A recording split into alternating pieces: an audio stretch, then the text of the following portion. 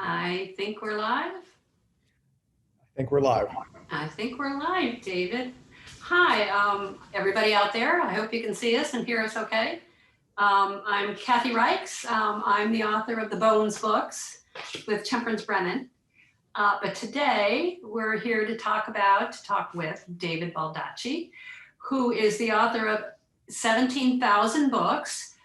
So I actually had to jot a few of them down. He, of course, did the Sean King and Michael Maxwell books, the Camel Club books, the Freddie and the French Fries books, one of my personal favorites, the Shaw books, the John Puller, Will Robbie, Amos Decker, Vega Jane, and of course, Atlee Pine that we're here to talk about today.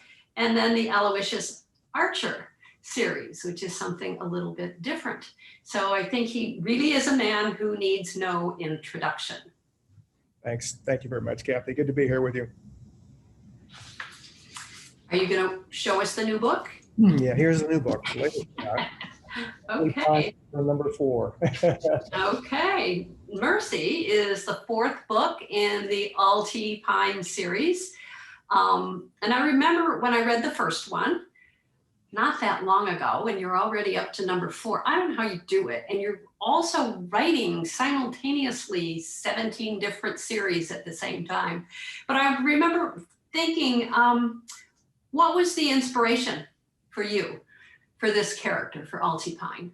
Yeah, you know, I know a lot of women in federal law enforcement, and I was one of the first authors to mention the organization WIFL in a book, which stands for Federal Law Enforcement.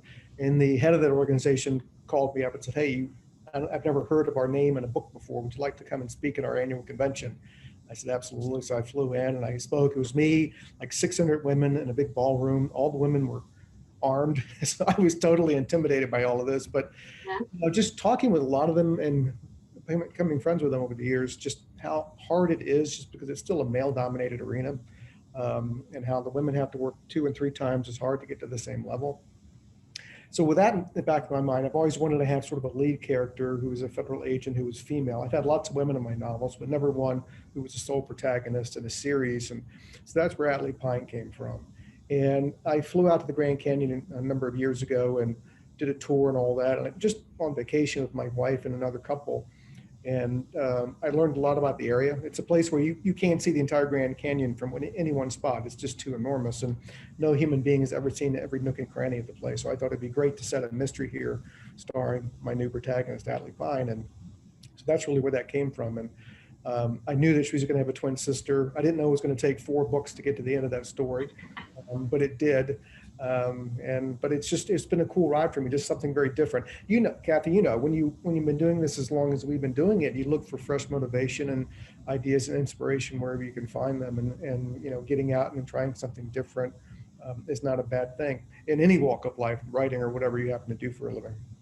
Exactly. Now, are you saying Atlee or Atlee? Yeah, it's Atlee Pine. Atlee Pine. Atlee Pine, okay, because as I'm reading, I go back and forth in my head as to which one I'm saying.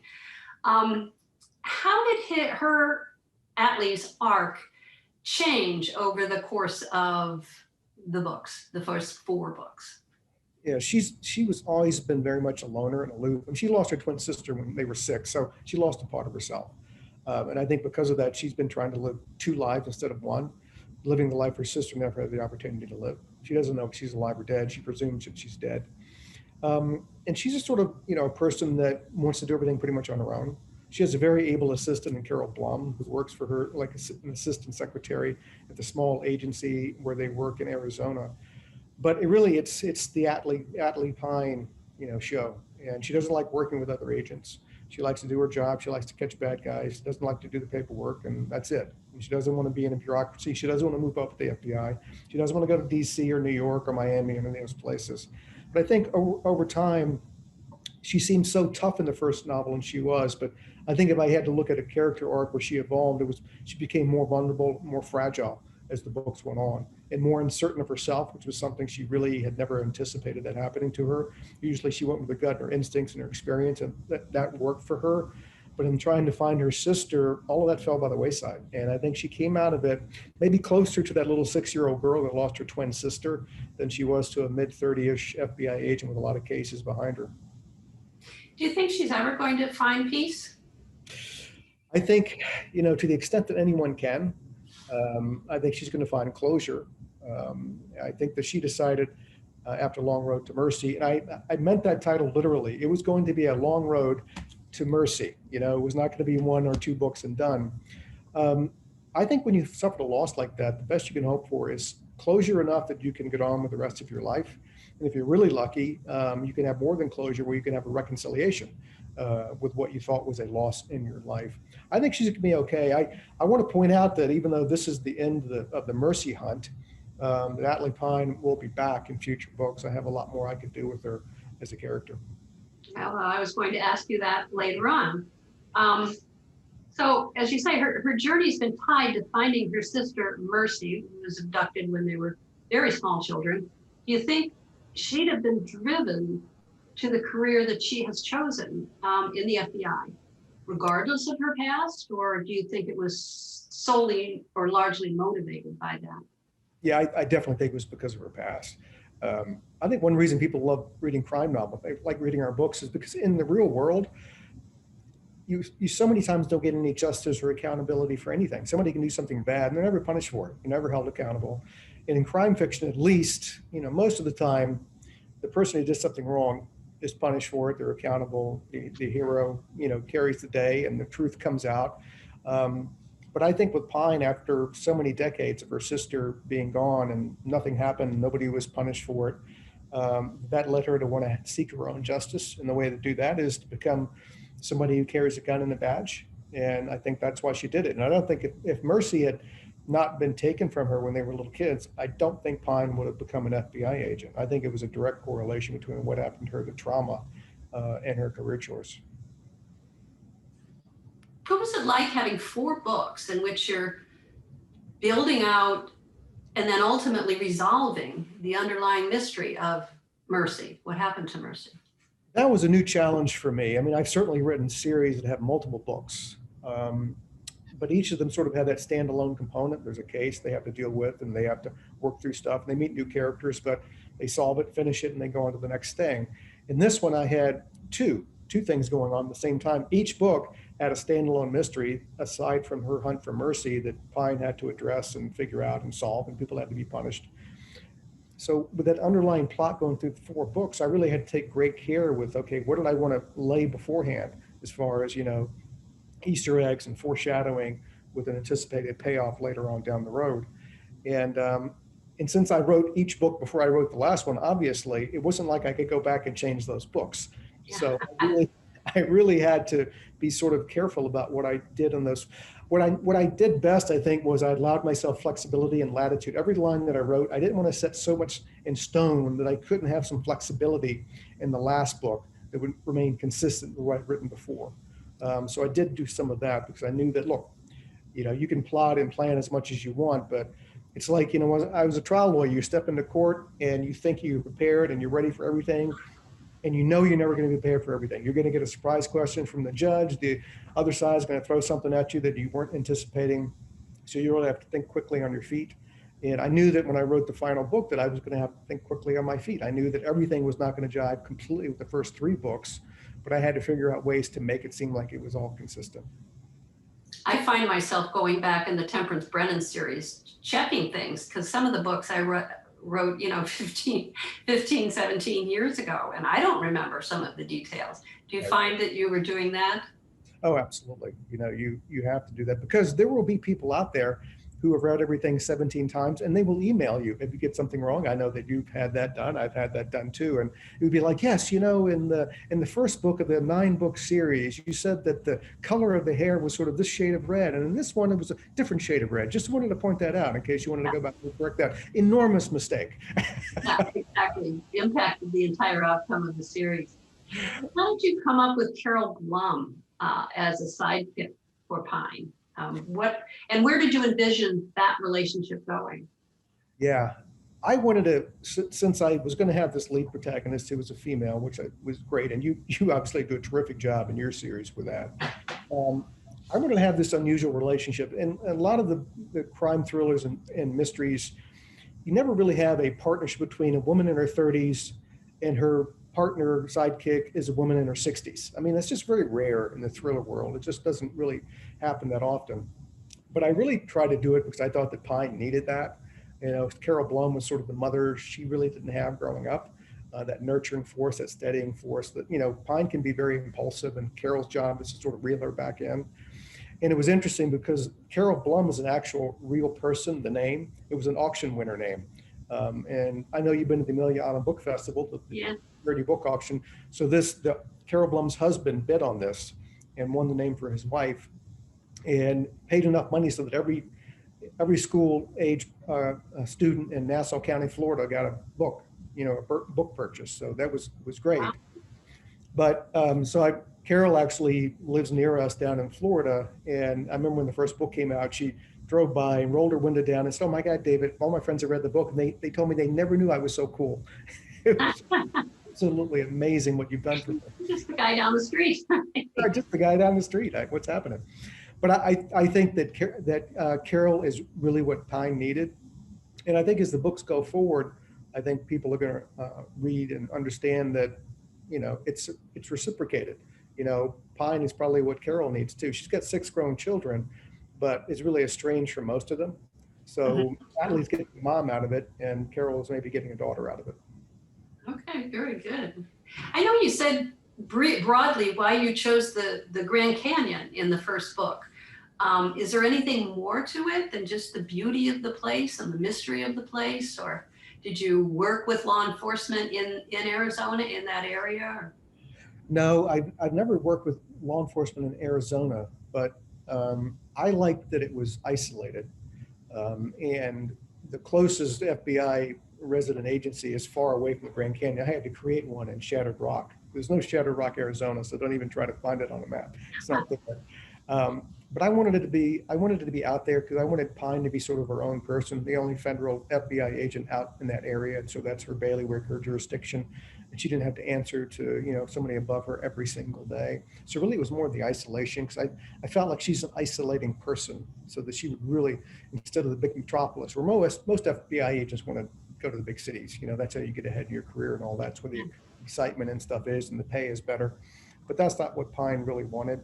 So I think it was just the fact that I was thinking about creating this character and I went to the Grand Canyon about that same time.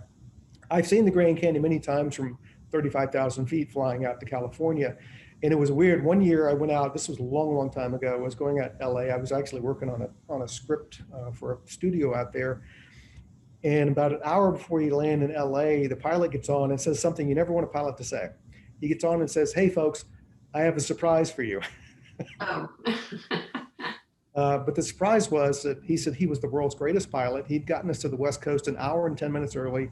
LAX didn't have a gate for us. So he said, "I've got permission to drop down to 5,000 feet. I'm going to take you on a tour of the Grand Canyon for the next 45 minutes. So we saw the Grand Canyon, you know, from 5,000 feet for 45 minutes, and it was pretty spectacular. And up until I visited a few years ago, you know, I had not really seen it since that time. But I think those two things coming together just really made that the place to put the first book. You know, I've been all over the world, and one of the few places I have not been to is the Grand Canyon. And your books really made me want to go out there and see it. Yeah. Yeah, it sounds, well, obviously it is. It's a Grand Canyon. It's fascinating. So I did the same thing in a low flyover. I think we were down to 500 feet or 800 feet over Antarctica. And I thought, well, this will be, okay, there's some ice and stuff. It was absolutely engrossing. Is that what I mean? Engrossing, yeah. Enrapturing. It was fascinating. Sure, you know, the world is a stupendous place. We all have to realize that we're just little teeny components of it, you know. So in the long run, what do you want readers to take away, excuse me, from the series? You know, the fact that you can accomplish anything, you know, certainly in real life and certainly in fiction. I want people to understand that right now, even though women represent over half the population, you know, when you're talking about federal law enforcement, you know, the numbers are like 10 to 15%. You know, if you talk about the admin side on the FBI, It's like, 75% women, 25% men. There's something wrong with that, obviously. And I want people to look at these books and realize it may sound like a cliche, but obviously the numbers prove out that it's not a cliche, that, you know, women can do anything they want to do. And even though the fact that even in 2021, that these are male dominated areas, that doesn't matter. These opportunities exist. People can thrive. People can do great things. I want people to look at Atlee Pine. I wouldn't say as a role model, but I just want to as a possibility. And some young women who read this novel and in the series and see what she's doing, what she's up against, not only fighting the bad guys, but sometimes fighting her own agency. It might be a challenge they want to take on too. And I think the world would be better for it. That's for sure. I'm down at my beach house with some of my grandkids for Thanksgiving. And we just had this discussion with the 6-year-old, my granddaughter, Hazel. And her brother said, well, what are you going to be? What do you want to be when you grow up? And she said, well, I can be anything I want to be. Like, that's the dumbest question in the world. Of course I can do anything I want to do. So I was glad to see that attitude. Not to spoil Mercy, and you did hint at this a little bit. Do you think you will continue with, if not the series, at least the character? I really think so. I mean, I put a lot of time in creating her character, and 4 books really, I don't think, do her justice. Obviously, the big mystery of what happened to her sister and also her parents that's resolved in this novel was sort of a very important moment in her life. But she's got a very interesting career. I laid some things in the first novel that would allow me to write more books about her. Now, just being an FBI agent, concentrating on her work, developing her and Carol's relationship and relationship with other people that, now she has sort of come back to. I think my litmus test whenever I finish a novel, I know you do this too, is you finish the book and you're like, okay, do they have more gas in the tank? Are there more things I want to write about this character? Do they have more stories they want to tell through me? And is their character, is there more evolution possible? And if the answers to those questions are yes, then you pick the pen up and you go again. I don't know if that was our signal to move on to questions from the audience, but we can do that. I have a list of questions that were submitted, and if not, I'll come up with some more of my own. Okay, let's see what we have here. This is from Amy Berman. Most novels tie up all the plot lines at the end. With the Mercy series, there is the ongoing mystery about the sisters. Did you plan the whole arc up front? How do you draw new readers in without sending them back to books 1, 2, and 3 first? Those are great questions. I do outline some. I don't outline the entire book. I never have. I've never done the ending in every novel before I sit down to write it. I try to let it grow organically. I know there's this whole issue about outline versus not outlining, and I'm kind of a hybrid of that. I think it's all a particular writer. If outlines work well for you, use them. If they don't work well for you, then don't use them. I've always felt like I need to be in the moment in the story. I want to have a sense of urgency and high stakes, and outlines don't do that for me, because it's like you're writing an outline, but all this can change when I'm actually in the novel. I'm just kind of laying some stuff out, some groundwork, some framework and things like that. I always equate it to, if you want to learn how to drive a Formula One car, you can take a class, you can read a book, or you can drive a Formula One car. And driving the Formula One car, I think, makes you think faster, think better. It's like Tom Brady dropping back to throw a pass. He sees the entire field, every player, every passing angle, all the defensive guys coming at him. When I'm in the middle of writing a novel, that's how I sort of see everything. I never have gotten that particular, sort of thrust of creativity, inspiration, and clarity when I've been outlining something. So a lot of the 4 books really, I won't say seat of the pants, but I let the story grow organically for me. And the thing that I do in every novel, my publisher hates it, because my publisher's stated opinion is, in order to enjoy any of David Baldacci's books, you have to buy and read his entire collected work before you can enjoy the latest book. That's not true. In every book that's a series, in the very beginning, I always give a few paragraphs to allow people, here's the setup. Okay, this is where she's coming from or where he's coming from. This is the status right now. And here we are going forward. So you've got all you need to know to enjoy every single book, even if you haven't read all the books previous to that. I always thought that that was a fair way to do it, because if I'm a reader, I would appreciate a writer doing that too. Yeah, and I find I do that as well. And I find it gets harder and harder to do that, to say that same little recap over and over, but in a new and creative way every single time. Reintroduce your premise, reintroduce your characters, but do it in a different way.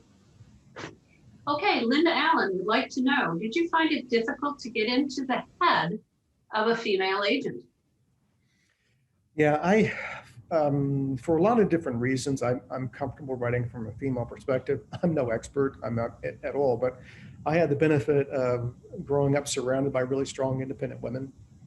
Both my grandmothers lived with us for years during the course of their later years.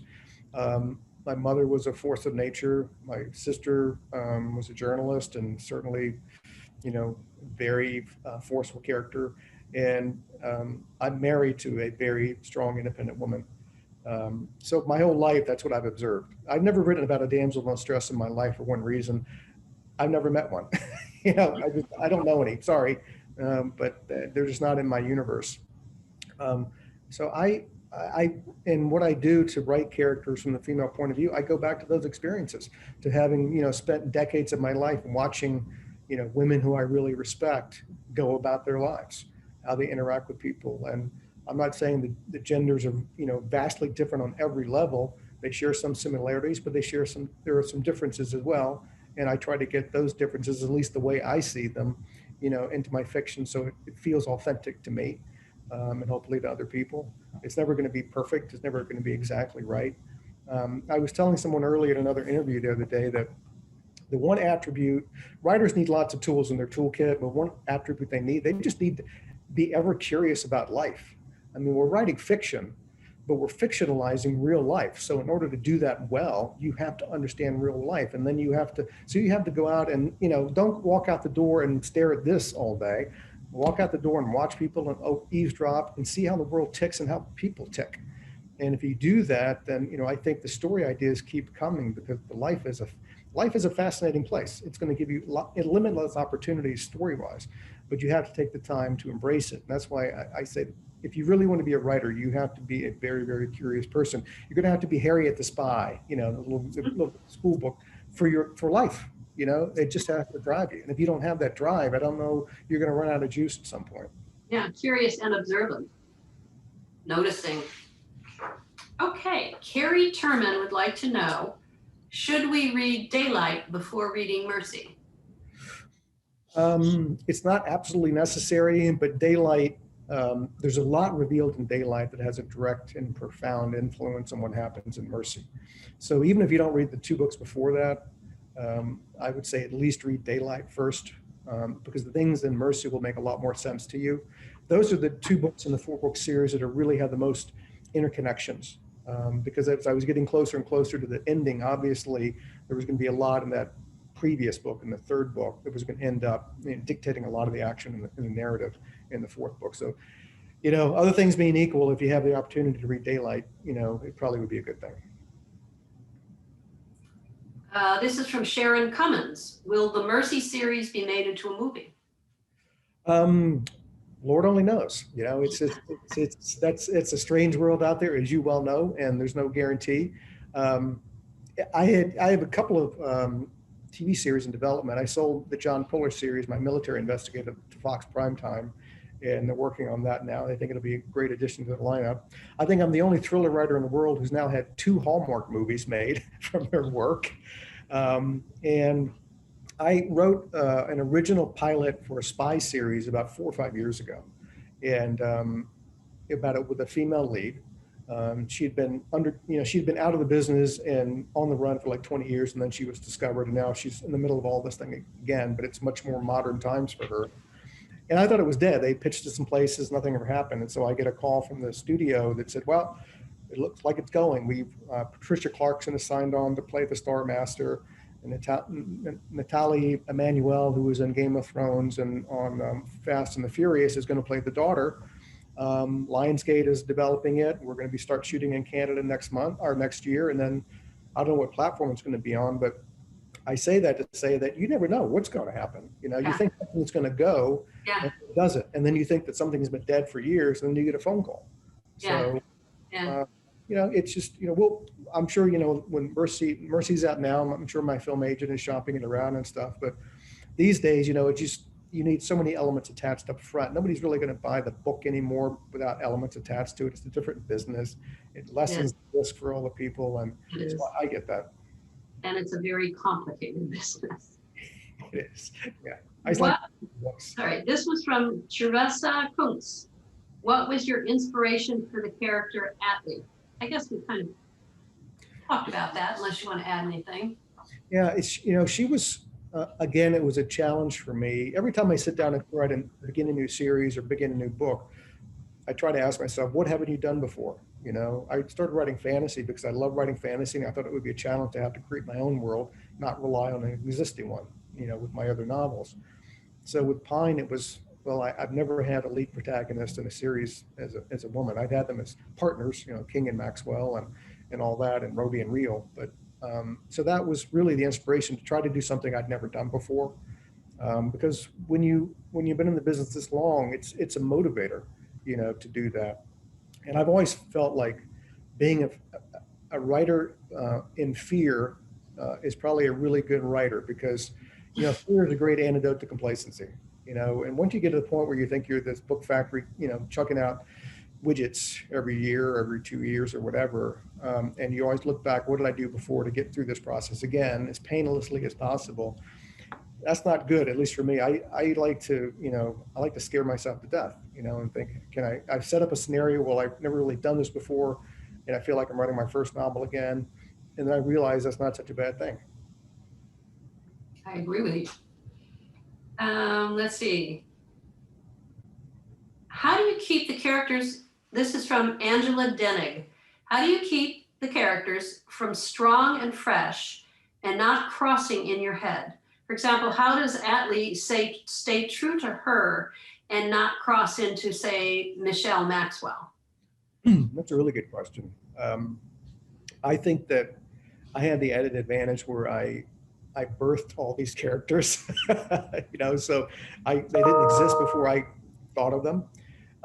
And so in my mind, they're all in their lanes. They do share some similarities, and she was correct. You know, Michelle Maxwell and Atlee Pine, you can look at those two women and say, yeah, I see a lot of similarities between the two. And there are, just because, you know, one was a former Secret Service agent. They're both in federal law enforcement. So they followed similar career paths too.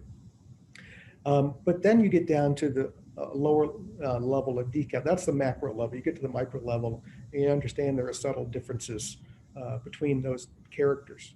You know, Michelle Maxwell's personality is different in many ways from what Atlee Pine has had to go through. Neither one of them had the same baggage in their lives. Neither one of them took up the career they did for the same reasons. So when you get down to the micro level, in me, it's a very distinct lane that each of them is in. But with that said, you know, I'm only human, and when I sit down to write, I do have to remind myself, look, they have similarities, but, you know, kick Michelle Maxwell right out of your head. This is not, you know, you're not writing an adjunct Michelle Maxwell novel in the guise of an Atlee Pine thriller. It's got to be totally different. Otherwise, I'm not being true to the character, and I'm just I feel like I'm sort of fudging with the readers. Okay, this is from Michelle Drummond. What inspired you to become a writer, and how old were you when you discovered your love of writing? Can you give us a range? Exactly. Yes, we'll give range. I was one of those kids. I grew up in Richmond, Virginia, and my job during the summer and after school was for the neighborhood. I was the kid who came up with all the adventures we would do. You know, fighting in the woods, battles, adventures, journeys we would take. I love that stuff. I love choreographing all that stuff for us. And I never wrote any of it down for that. We just told everybody what the roles were and what they were supposed to do. And then I was a voracious reader. I went to the library every week and checked out a huge stack of books, more than I was supposed to. But the librarians knew I would read them all, and so they let me check out as many books as I wanted. And even though I never left Richmond when I was a kid, I saw the world through books, which in many ways kind of saved me. You know, I grew up in a very segregated society in the 60s and 70s, and you could have had a totally different perspective on life. But books, I saw the world, and that really changed me and made me, you know, a much better person, I think. So when I was when I was a kid, they used to call me the Austin Avenue lawyer. That's the street I grew up on in Richmond, because I used to argue with everybody, parents, school officials, whatever, about stuff. I later grew up to be a lawyer, so that was sort of prophetic. But then my mom, when I was 7 or 8 years old, bought me a blank page book, a journal. And she said, honey, some of the stuff you've been talking about, the last couple of years, these stories, these tales, these yarns, why don't you try writing some of them down and see how that feels? So I got the book and my, fat number 2 pencil, and I started writing some of this down, just little vignettes and stories. I had no idea what I was doing, but I was writing stuff down. And years later, I went back to my mom, because it was like an epiphany. I was like, oh my God, I could one day maybe create a story other people could read. How about that? And I went back and told my mom years later, what a gift she had given me to that day. And I really thanked her for it. And she said, honey, I'm so glad it's worked out for you. It's wonderful. But quite frankly, I just wanted to shut you the hell up. As they would say in the South sometimes, she goes, boy, you had gotten on my last nerve. And so that's really where it started for me. And that's one reason why for the next 10 or 11 years, well into college, I was writing short stories. I was a big Theodore Welty fan, Flannery O'Connor, Truman Capote, Raymond Carver. That stuff really, short stories are a great way for a young writer to cut his or her teeth. They have all the elements of long form fiction, but so you have to know all of that. You have to dialogue and plot and characters and all that, but they're also short. You don't have to write a 400-page book. You can write a 10-page story and finish it and feel really good about that, which is, young writers need that positive reinforcement. Now you may send it out and somebody's going to totally trash it, never gets published, but at least you accomplished something and you can feel good about that. So really, that's where my writing career started. Well, we all should be thanking your mother. This is from Stephanie Freeman. What comes first for you, character or plot? I've actually done it both ways. I would say on average, far more character comes first before plot, particularly now since I have series running and I have recurring characters come back. And so I always have it in mind when I'm thinking about another story to put them into. But a story I had, my third book was called The Winner. The plot was that I figured out a way for the villain. I figured out a way to fix the United States National Lottery using sort of science, chemistry. And then I inhabited characters to fill the roles of the people, the protagonist and the antagonist in that story. But the plot really came first in that novel. It was the weirdest thing. A couple of years after the book came out, I got a call from a reporter from La Repubblica in Italy. And he said, Mr. Baldacci, have you been following the Italian National Lottery scandal? And I said, no, I must have missed that. And he said, well, somebody fixed the Italian National Lottery and they used a method very similar to the one that you wrote about in The Winner. Would you like to comment on that, sir? And I was like, well, my first comment is that's bad. That's very, very bad. I would never recommend anybody fix the lottery. That's a felony. And my second comment was that, it's like the coolest thing anybody's ever told me. That's just awesome. But don't read the book and then go out and try to fix the lottery. Please don't. Don't try this at home. Joseph Agnibeni, I'm sure I mispronounced that. When you invent a new character, how far into a new character's life and exploits do you plan or draft? When I first began formulating a character, I don't want to go overboard. I don't want to create this 19-page character profile with everything that's in the person's past and what got them there in the baggage and all that stuff. But I do want to have a few essential elements, particularly if I'm going to have a character who is going to do a detective or a Secret Service or, just a civilian who's plopped into something extraordinary. Then I like to have a couple of motivators. Why is this person willing to do what I'm about to make them do? What's in it for them? What's driving them either materially, personally, whatever. So you have to have some sort of those things. Physical descriptions, a little bit, not too much, they big, small, whatever, male, female. Now, are there going to be anybody in the periphery, any characters out there that they're going to be involved with consistently through the novel? What are the pros and cons for that? What does that person bring to the table that my protagonist needs?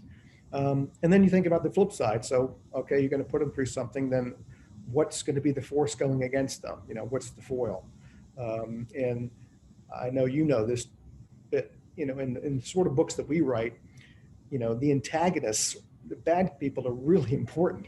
You know, and if you build your character up to be something really special, you can't throw a half-hearted villain against that because, you know, the victory will be too easy. So you have to balance those two camps out. So I try to think about that too. What are they going to be going up against? Then with that in mind, then I really start to let the story grow organically. I start to write some, see how it feels on the page, and then continue to go. Then go back and think some more about it. And, you know, every day you're sort of formulating, where do I want to go? You know, I write down on a piece of paper, I have like 7 options here. What makes the most sense with the story I'm building right now? And that makes, I'm in the moment because I'm actually writing the novel. I'm always chomping at the bit to start the novel instead of, you know, spending 5 months thinking about it. Because that, I found that those first few pages just give you this energy and, you know, this anxiety as well about, okay, I'm into it now. I put the toe in the water, and how am I going to keep going? How am I going to get in a little bit deeper? And then how am I going to stop myself from drowning? Right. So that's kind of how I approach it. Yeah, I totally agree with that. I completely understand that. Lucille Harden would like to know, who is your favorite sidekick character in all your books? Boy, that's a toughie. You know, in the probably the ones that I think about the most, and maybe are the most sort of out there. I had this series called the Camel Club, and the head of it is a guy named Oliver Stone, not his real name. And they're a group of older guys who all have sort of unusual backgrounds. And they're all sort of sidekicks to Oliver Stone. You know, his real name is John Carr, by the way. And they all really, you know, work together as an ensemble cast. Just think of kind of like the Golden Girls, but in, you know, really terrible danger all the time, you know, if they use their experience and all that. You know, the physicality side has diminished some, but they still have a lot of experience and wisdom they've learned over the years. So that group was special to me. I haven't run a Camel Club book in a long time, but every time I go to a book signing, that's the first question I get: any more Camel Club, any more Camel Club? So I guess that they're a collective group of sidekicks that I like a lot. Let's see, who's this? Barbara Coates would like to know, where do you get your ideas for the plots of all your different characters? Do real events, past or present, play a part? Another great question. I get them from myriad places. You know, sometimes it was a story that I read, a newspaper story. I remember when I was a lawyer, I read a story about a lawsuit that had been brought against the CIA and the Army, because in the 70s, they did an experiment on unwitting soldiers, giving them PCP to see if they could build super soldiers. And of course, they didn't tell anybody. So I thought, well, that would make an interesting story if, you know, them being injected with PCP made them go out and commit a horrific crime, and they've been in prison ever since for that. And then the Army in the legal story, like 20 years later, in the Army sort of way, you know, they keep every scrap of paper. They send out apology letters to the soldiers. By the way, we're very sorry for having injected you with PCP and as part of the super secret program of the CIA, not realizing they had never told any of them that they had actually done that. So that really sparked my idea for a novel called Simple Truth. Other ways I get ideas is every day I try to fill up my knowledge pots, as they call them. You know, I read voraciously, I watch all the news, I listen to people, I talk to people. And again, it's all a part about being, you know, being curious about the world and observant about the world. If you have a lot of knowledge pots and you keep filling them up, then all of a sudden you find that you can pick discrete elements from each of those and combine them into a story that's pretty unique, because you have such a broad, you know, base of knowledge that ordinarily maybe, you know, people wouldn't know everything about, lots of different things like that. But that's sort of a writer's job, is to be aware of what's going on in the world. You know, I could take something political, something legal, something just from a neighborhood, and something from overseas, and all of a sudden think about putting it together into a plot that's pretty interesting and unique. If you didn't know those things, then you'd had no opportunity to do that. So my job is to keep sort of learning every second of every day. And then you find that the plots, you know, I won't say they come easily. You know, no, I don't think any writer would say that. It's hard work building plots that actually make sense and will work over the course of 400 pages. But I think your odds of actually building something pretty special are increased if you're curious, observant, and you know a lot about a lot of things. Okay, Christine Sullivan, you've developed many characters. Do you have a favorite Yeah. and why? Yeah. My pat answer to that usually is my favorite character is the one I'm working on right now. Yeah, yeah. And, you know, there's more truth to that than not, just because of the excitement level.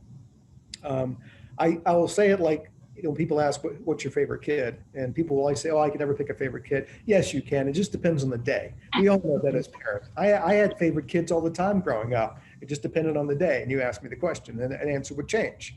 Yeah. So I think the two that are the newest for me right now, Atlee Pine and Aloysius Archer. And Archer is just I was actually up in your neck of the woods when I thought of the Archer character. I was in Toronto on book tour in the middle of a snowstorm, and I went back to my hotel room, and it was just a wall of white outside. And I don't sleep well on the road, and I thought, I just saw the name Aloysius Archer, and I thought Private Eye, 1940s. I love Chinatown. I love The Big Sleep. I love Raymond Chandler and Dashiell Hammett. I'm a huge Ross McDonald fan.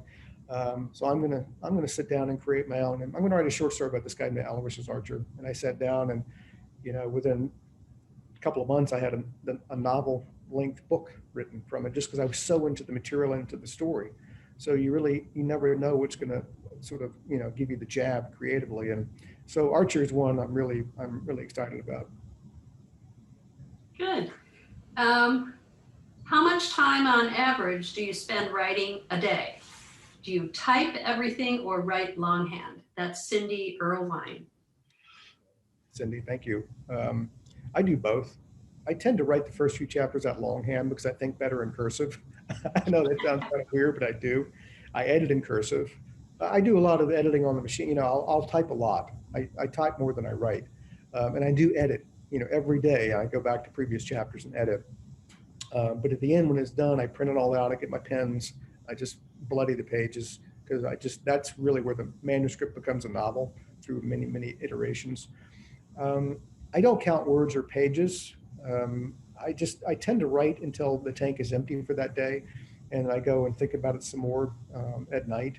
But when I'm, you know, it's not a 9 to 5. I mean, I can't tell you that I write at the same time every day. I don't.